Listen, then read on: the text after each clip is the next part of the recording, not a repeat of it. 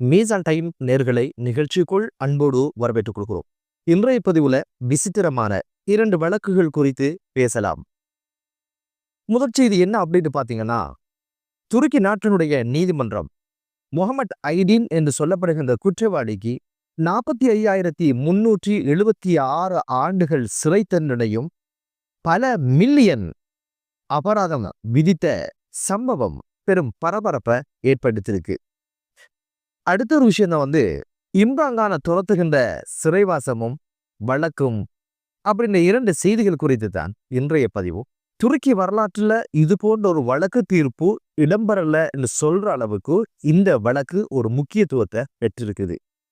துருக்கியினுடைய குற்றவியல் 6வது நீதிமன்றம் ஃபாம் பேங்க் என்று சொல்லப்படுகின்ற இந்த வங்கியினுடைய பணிப்பாளர் முகமது ஹைடின் மற்றும் அவருடைய சகோதரர் ஃபாத்தேஹ் உட்பட 5 பிரதிவாதிகளுக்கு பண மோசடி குற்றச்சாட்டின் கீழ் 45,376 ஆண்டுகள் மற்றும் 6 மாதங்கள் சிறை தண்டனையும், சிறை தண்டனை தவிர முகமது ஐடின் மற்றும் அவருடைய சகோதரருக்கு அபராதமாக 496 மில்லியன் மற்றும் 64,000 லிராக் அபராதம் விதித்து தீர்ப்பளித்தது துருக்கியினுடைய நீதிமன்றம். துருக்கியுடைய வரலாற்றுல 45,000 ஆண்டுகளை விட அதிகமான காலம் சிறை தண்டனை என்ற ஒரு விஷயம் தீர்ப்பாக வழங்கப்பட்டது. உலக அரங்கில மிகப்பெரிய ஒரு பேசு பொருளாக மாறி இருக்கு. இந்த பண மோசடி எப்படி நடந்து முடிஞ்சிருக்கு அப்படின்னு கேட்டீங்கன்னா, இந்த 2 சகோதரர்களை 2016ஆம் ஆண்டு ஃபாம் பேங்க் என்ற பேர்ல ஒரு வங்கியை தொடங்குறாங்க. இந்த வங்கியில யாரெல்லாம் முதலீடு செய்வாங்களோ அந்த பணத்தை வச்சு பண்ணைகள் ஆரம்பிக்கிறதாகவும், ஆடு மாடு அதே போல தேனி வளர்க்குறன்னு சொல்லி ஒரு ப்ரொஜெக்ட் ஆரம்பிச்சிருக்கிறாங்க. இதனூடாக வருகின்ற லாபங்களை முதலீட்டாளருக்கு கொடுக்குற அப்படின்னு சொல்லிதான் இந்த ஒரு விஷயத்தை ஆரம்பிச்சிருக்கிறாங்க 2016ஆம் ஆண்டு. பிறகு என்ன பண்ணிருக்காங்க அப்படின்னு கேட்டீங்கன்னா, ஆன்லைன் கேம் அப்படின்னு சொல்லி ஒரு கேம் ஆரம்பிச்சு அதனூடாக பல்வேறு பரிவர்த்தனைகள், பல்வேறு மோசடிகள் நடக்க ஆரம்பிச்சிருக்கு. இதனுடைய முதலீட்டாளர்கள் எண்ணிக்கை என்ன அப்படின்னு பாத்தீங்கன்னா, 1,30,000 பேர் இதுல முதலீடு செய்ததாகவும், திட்டமிட்டு ஒரு நெட்வொர்க்கை உருவாக்கி இப்படி இவங்களுக்கு நட்டத்தை ஏற்படுத்தின குற்றச்சாட்டுல அந்த துருக்கியினுடைய நீதிமன்றம் இந்த தீர்ப்பை வழங்கி இருக்குது. இந்த பணத்தெல்லாம் அள்ளி சுருட்டி கொண்டு, பணத்தெல்லாம் அடிச்சு கொண்டு இந்த ஆசாமி 2 பேர் என்ன பண்ணிருக்காங்க அப்படின்னு கேட்டீங்கன்னா, 2018ஆம் ஆண்டு பிரேசில் நாட்டுக்கு தப்பி போறாங்க.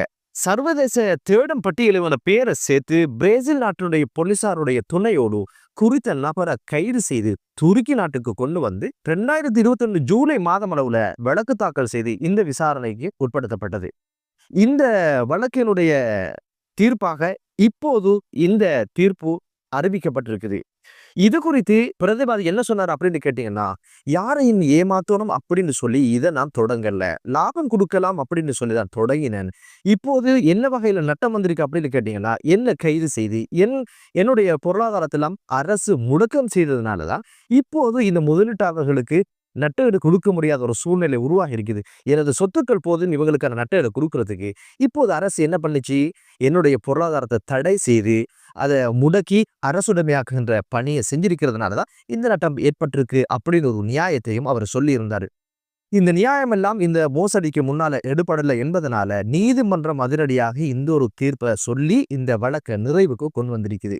கிட்டத்தட்ட இவருக்கு எதிராக வழங்கப்பட்டிருக்கின்ற புகார்களுடைய எண்ணிக்கை 3,700 புகார்கள் வழங்கப்பட்டதுனால ஒவ்வொரு புகாரையும் தனித்தனியே விசாரணைக்கு உட்படுத்தி அதுக்கான தண்டனை காலங்கள் குறிக்கப்பட்டு ஒட்டுமொத்த கூட்டுத்தொகை தான் 45,376 ஆண்டுகள் சிறை தண்டனையாக இப்போது தீர்ப்பு வழங்கப்பட்டிருக்குது.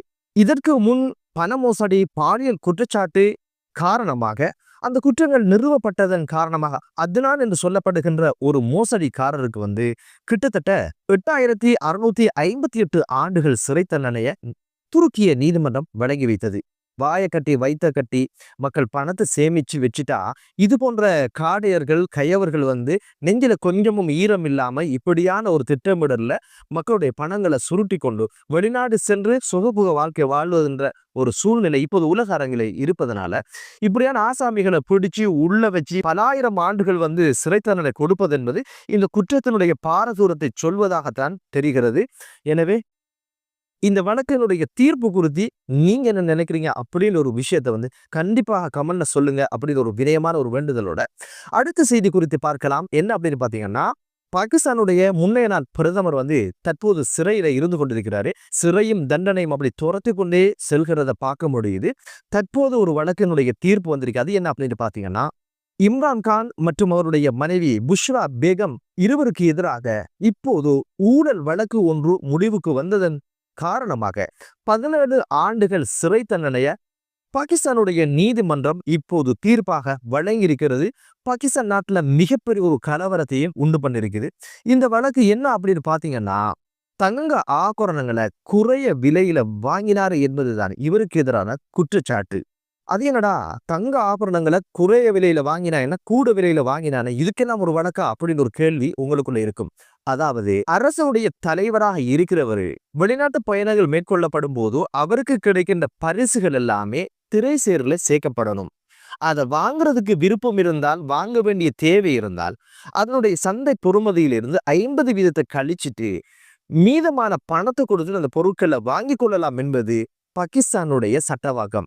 இங்க என்ன நடந்திருக்கு அப்படின்னு கேட்டீங்கன்னா, வெளிநாட்டு பயணங்கள்ல கிடைச்ச நகைகளை எல்லாம் போலியான விலைய நிர்ணயிச்சு அதிலிருந்தும் 50% குறைத்து கொண்டு அதை பல கோடி பொறுமதிக்கு விற்றதனால் அரசுக்கு நட்டம் ஏற்படுத்திய அந்த ஊழலுக்காகத்தான் விசாரணைகள் மேற்கொள்ளப்பட்டு இந்த ஒரு தீர்ப்பு வந்திருக்குது.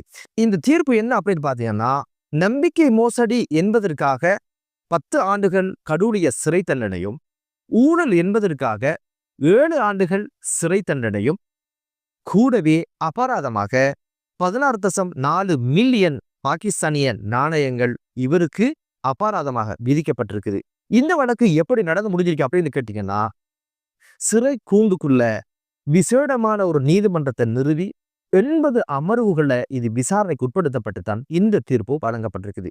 இந்த தீர்ப்பு குறித்து இவருடைய சட்டத்தரணி என்ன சொல்றாரு அப்படின்னு கேட்டீங்கன்னா, பிரதிவாதியினுடைய நியாயங்களை, பிரதிவாதியினுடைய வாதங்களை உள்வாங்காமல் நீதிமன்றம் இந்த தீர்ப்பு கொடுத்திருப்பது என்பது பாரபட்சமான ஒரு விடயம் அப்படின்னு அவரு சொல்லி இருந்தாரு. இம்ரான்கானுடைய கட்சி அதனுடைய விமர்சனங்களை முன்வைக்குது எப்படி அப்படின்னு கேட்டீங்கன்னா, இந்த வழக்கு மூடிய அறைக்குள்ள நடந்து முடிஞ்சிருக்குது. இது நீதிமன்றத்துடைய சுயாதீனங்களை கொண்டிருக்கல. இது பாரபட்சமான ஒரு விசாரணை, ஒரு இராணுவ விசாரணைக்கு ஒத்ததாக இருக்குது. இந்த தீர்ப்பு நாங்க ஏற்றுக்கொள்ள மாட்டோம் அப்படின்னு சொல்லி காட்ட சாட்டமான விமர்சனங்களை முன்வச்சது இல்லாம, கட்சி இப்போது போராட்டங்களுக்கு அதனுடைய ஆதரவாளர்களை அழைப்பு விடுத்திருக்குது.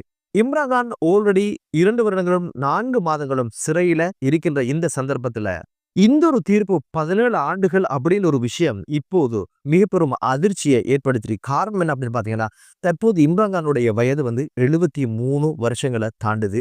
இந்த சூழ்நிலையில இன்னும் 17 ஆண்டுகள் அப்படின்னு ஒரு விஷயமும், அதே போல இன்னும் பல்வேறு ஊழல் வழக்குகள் நிலுவையில் இருப்பதாகவும், ஒன்று முடிய அந்த வழக்கினுடைய தீர்ப்புகள் கொண்டிருப்பதும் ஒரு அரசியல் பழிவாங்கலாகத்தான் இப்போது விமர்சகர்கள் முன்வைக்கின்ற அடுத்த ஒரு விஷயமாக பார்க்க முடியுது. 2023ஆம் ஆண்டு சிறைபிடிக்கப்பட்டாரு.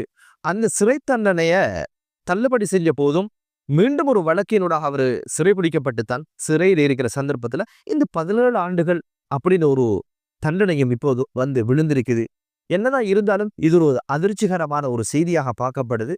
இம்ரான்கானுக்கு எதிராக எடுக்கப்படுகின்ற முனைப்புகள் சூழ்ச்சியா இல்ல நியாயமான வழக்குகளா என்பது தெரியல. என்னதான் இருந்தாலும் இம்ரான்கான் விஷயத்தில் நியாயம் கிடைக்க வேண்டும் என்று பிரார்த்தனை செய்வோமாக என்று கூறி மற்றொரு காணொலியில உங்கள் அனைவரையும் சந்திக்கும் வரை விடைபெறுகிறேன். நன்றி.